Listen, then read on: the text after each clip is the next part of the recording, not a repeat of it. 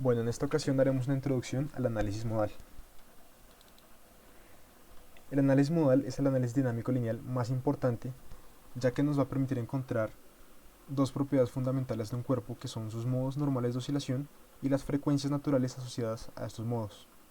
Vamos a ver que un modo normal es básicamente la forma fundamental en que puede ocurrir un movimiento cualquiera en un cuerpo, y cualquier movimiento va a estar expresado en términos de modos normales.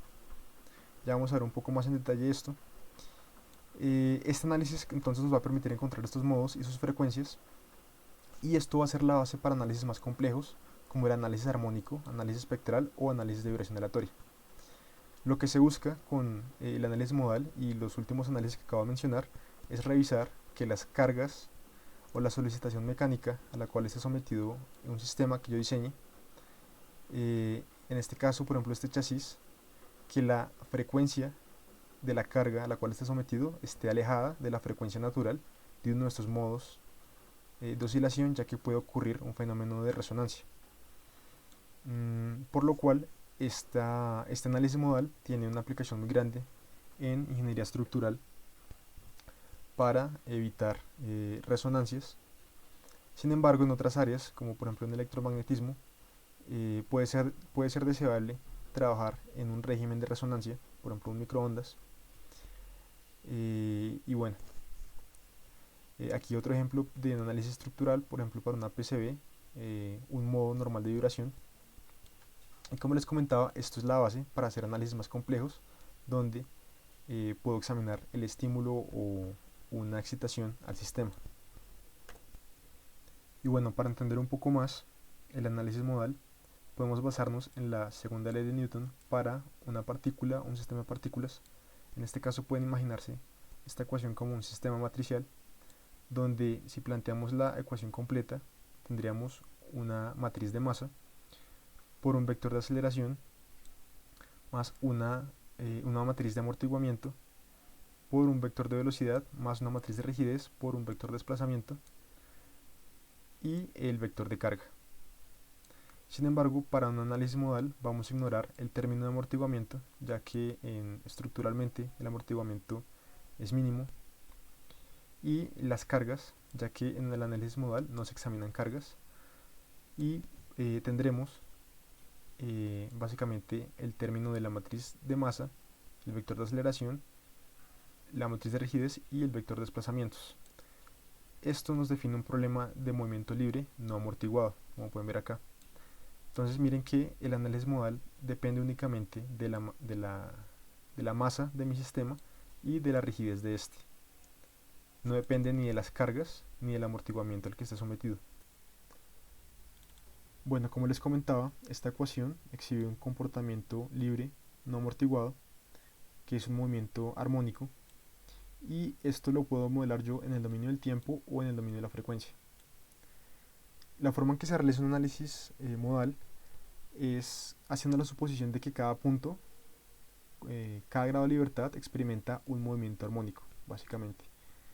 Esto, hacer un dominio, un análisis en este dominio, tiene la ventaja de que me permite hacer análisis más rápidos, ya que yo puedo hacer un muestreo en un instante de todas las frecuencias de cada modo, en lugar de hacer una superposición, como se hace en el dominio del tiempo.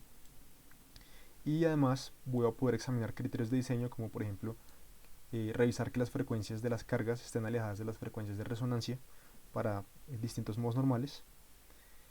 Y bueno, si nosotros resolvemos esta ecuación, vamos a tener, por ejemplo, que los desplazamientos para el caso de una partícula van a estar en función de un valor phi, eh, la frecuencia angular natural, el tiempo y un ángulo de fase, θ.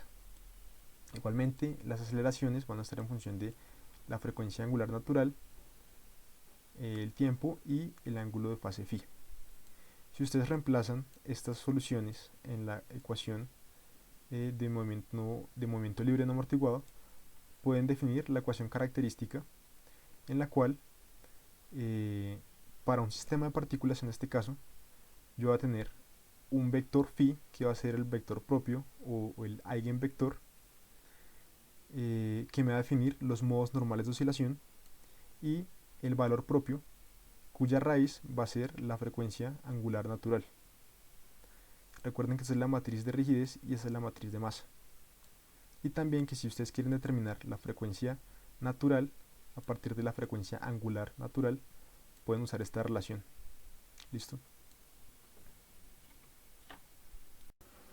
Bueno, ahora a manera de ejercicio vamos a resolver este problema, el cual es un sistema masa-resorte con 2 grados de libertad, ¿cierto? Porque tengo dos masas que se pueden mover solamente en la dirección vertical, donde yo puedo plantear la ecuación de movimiento para cada masa, ¿cierto? Como he hecho acá con segunda ley de Newton, planteando el diagrama de cuerpo libre, definiendo una dirección como positiva, haciendo el balance de cargas y bueno, planteando la ecuación, como la ven acá.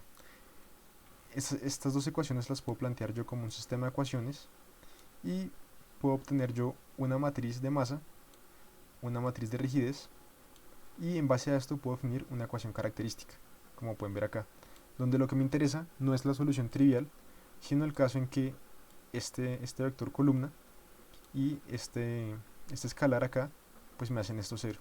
Entonces estos van a ser los vectores propios y los autovalores, ¿cierto? Valores propios y eigenvectores. Lo pueden hacer a mano, o pues en este caso yo usé MATLAB la función eig de eigenvector y eigenvalor, que me devuelve los vectores propios y los valores propios.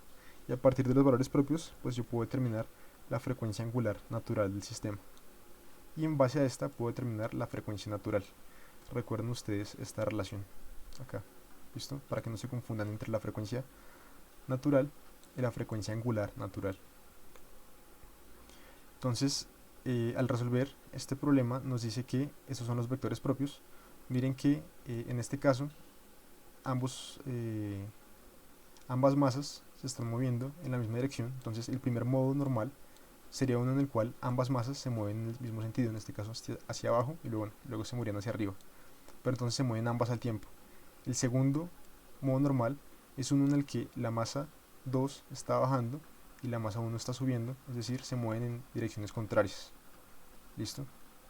En un modo se mueven al, de manera sincrónica en un sentido, y en el otro se mueven de forma opuesta. Y bueno, tengo aquí los autovalores que me definen. A partir de estos puedo yo calcular la frecuencia angular natural de un sistema. Bueno, una vez calculado esto, podemos pasar a un concepto importante, que es el de factor de participación, que nos va a indicar qué tanto se excita el sistema en una dirección en un modo. Entonces tomamos un vector propio, ¿cierto? Uno de tantos dependiendo de los grados de libertad de mi sistema.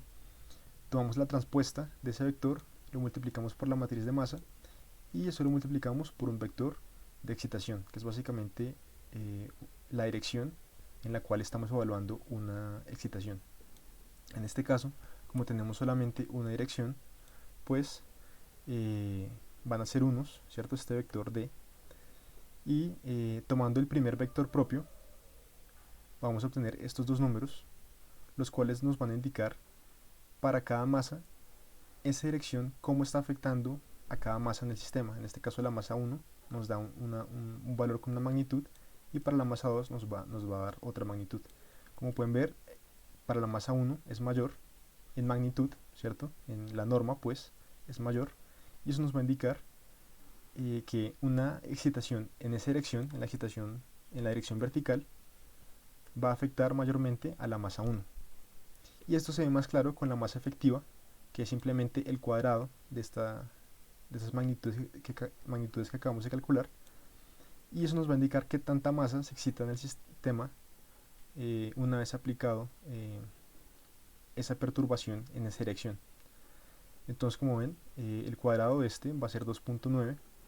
Eso quiere decir que para ese vector propio, una excitación en esta dirección vertical va a afectar principalmente a esta masa, ¿cierto? Y pues miren que la masa, si yo sumo esos dos valores, me va a dar la masa total del sistema. Entonces, de nuevo, el factor de participación de la masa efectiva me van a indicar cómo se comporta o cómo afecta al sistema, la masa del sistema, la excitación en una dirección. ¿Listo? Y algo más para mencionar es que los vectores propios que hemos calculado previamente son desplazamientos relativos. Ustedes van a encontrar muchas veces simulaciones de este estilo en los cuales pues se les muestran los desplazamientos, pero estos desplazamientos son ficticios. ¿Listo? Estos se calculan en base a los vectores propios y pueden estar escalados, como pueden ver acá, por ejemplo, para este sistema con 4 grados de libertad, pueden tener este vector propio y pueden tener, o algo equivalente, puede ser este vector propio escalado por 2 y me va a escribir un modo normal. El mismo modo normal me van a escribir, ¿cierto? Estos dos vectores propios van a ser el mismo. ¿Listo? Entonces, para que lo tengan en cuenta. Bueno, ahora a manera de ejercicio trabajaremos sobre el ejemplo del bracket que estaba de tarea, en el cual nos decían que un bracket con esta geometría estaba fijado al plano XZ, estaba hecho en acero estructural. Bueno, para este caso lo vamos a examinar en acero estructural, el que está por defecto en la librería de ANSYS, y nos piden buscar las primeras 10 frecuencias naturales y sus modos asociados, y finalmente analizar la respuesta armónica entre 0 y 15.000 Hz para una carga de 1000 N sobre centímetro cuadrado. Y esta placa va a estar aplicada en la cara superior, aquí como se indica. Entonces vamos a trabajar en el Workbench. Voy a usar el mismo lienzo de trabajo que tenía para el caso de la tarea. Voy a introducir aquí directamente mi módulo de modal. Voy a asociar tanto la librería de materiales que tenía como la geometría y abriré el mechanical. Una vez abierto el mechanical, vamos a revisar que estén las propiedades importadas adecuadamente. Aquí está el acero estructural. Vamos a usar una malla, en este caso de 5 milímetros. Y recuerden que el análisis modal depende solamente de la masa de mi sistema y de la rigidez. Por lo tanto, pues no aplicaré cargas, aunque sí debo definir las condiciones de contorno correspondientes a los apoyos. Listo, entonces en modal, insert, fix support y definiré esas caras como fix support, restringiendo todos los grados de libertad ahí. Y nos piden las primeras 10 frecuencias naturales. Entonces en modal, analysis settings, vamos acá a 10 para 10 frecuencias naturales. Vamos a enmallar, ya está, 5 milímetros, y vamos a solicitar la deformación total para cada una de esas frecuencias naturales y pues su modo asociado. Entonces voy aquí a duplicar hasta 10 y para cada deformación o cada resultado de formación definiré cuál modo me interesa.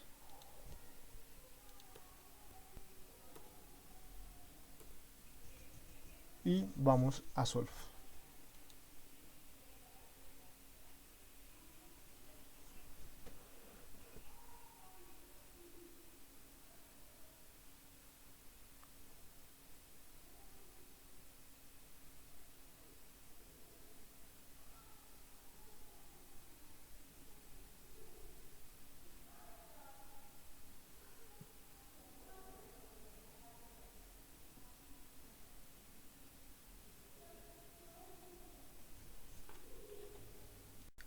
Listo, una vez ha cargado los resultados, podemos ver acá los modos de deformación, los modos normales.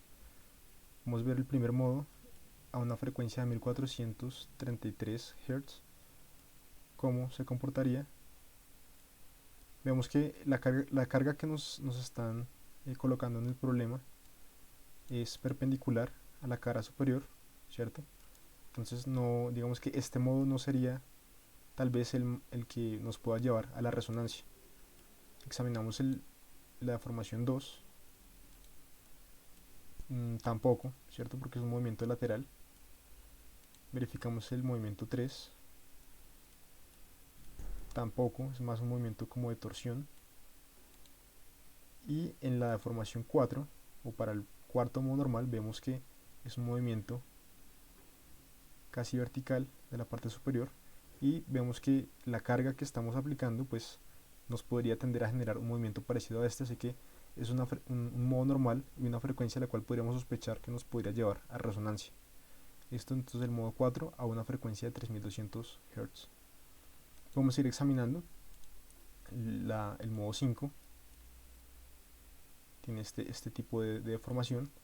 El modo 6 vemos que es una deformación que también podría ser generada por la carga que estamos aplicando, ¿cierto? La carga 7, el modo 7, perdón. Vemos que es un movimiento ahí oscilatorio, pero en el eje Z. Modo 8. Y pues bueno, así podríamos seguir hasta el número de grados de libertad que tengamos en nuestro sistema. Pero no nos van a interesar todos los grados de libertad ni todas las frecuencias naturales del sistema. Nos interesan solamente las fundamentales. ¿Listo? Que usualmente son las primeras.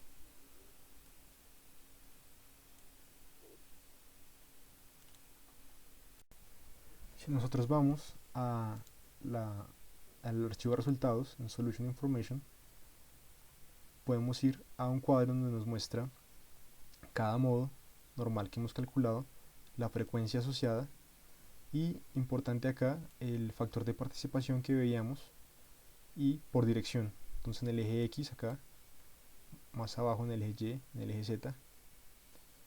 Y pues bueno, esto nos puede dar información importante acerca de cómo se comportan ciertas direcciones nuestro sólido. O sea que si le aplicáramos una carga en esa dirección, pues que nos puede generar. Entonces si nos devolvemos un momento a nuestra geometría, nosotros estamos aplicando una carga en el eje Y, ¿cierto? Para el ejemplo que nos están dando, podríamos ver en los resultados en el eje Y para qué modo tengo el factor de participación más alto, la magnitud o la masa efectiva más alta. Entonces, como les había dicho, para el modo 4 tenemos un factor de participación muy alta, y pues como les decía, como es un movimiento vertical, podemos ver que nuestra carga podría generar un movimiento como ese, y por eso hay un factor de participación muy alto, y pues en consecuencia una masa efectiva muy alta. ¿Listo? Entonces, de todos estos vemos que el factor de participación es mayor para el modo 4, entonces es el modo en el cual debemos tener más cuidado al momento de aplicar con cierta frecuencia esta carga. Y para hallar con cuál frecuencia podría, o hacer el análisis de frecuencia de esta carga, vamos a hacer hacer uso del módulo de respuesta armónica. Vamos a colocarlo directamente acá, y si vemos al Workbench, se ha creado un módulo, el de respuesta armónica, en serie, y verificamos que la solución esté linkeada al setup de este módulo armónico, ya que esto nos va a permitir hallar la respuesta de una forma más rápida, ya que hemos ya hallado los modos normales. ¿Listo? Entonces vamos al Mechanical, vamos a introducir ahora la carga, ¿cierto? La presión de forma normal, que nos decían era de 1000 newtons sobre centímetro cuadrado. Estos son 10 a la 6 megapascales, ¿cierto? Perpendicularmente en esta cara, y pues esto nos va a permitir analizar el rango de frecuencias que podemos aplicar a esta pieza y ver cómo se comportaría, es decir, su respuesta. En Analysis Settings vamos a colocar el rango máximo de frecuencias en 15.000 Hz, como nos pide el ejercicio. Pediremos una solución de intervalos de 250 para que no se demore tanto. Y bueno, este valor puede variar dependiendo de la resolución que nosotros necesitemos, pero 250 puede ser una primera aproximación para ver cómo se comporta en la frecuencia dada esa carga nuestro material. Y vamos a solicitar la respuesta en frecuencia de la deformación. ¿Listo? Voy a seleccionar todo el sólido acá y vamos a analizar la respuesta en frecuencia para el eje X, eje Y y eje Z. Entonces aquí he duplicado estas configuraciones, voy a seleccionar eje Y acá y eje Z y vamos a Solve. Bueno, una vez ha cargado el archivo de resultados podemos ver la respuesta en frecuencia respecto a distintos ejes, ¿cierto? En este caso el eje X, vemos como por ejemplo para distintas frecuencias la deformación máxima o el desplazamiento máximo es de 4.37 por 10 a la menos 5 metros, pues que no es tan considerable, ese es el pico. Vamos a examinar el eje Z ahora, por ejemplo, tenemos una amplitud máxima de 8.21 micrómetros, ¿cierto? Tampoco es tan apreciable.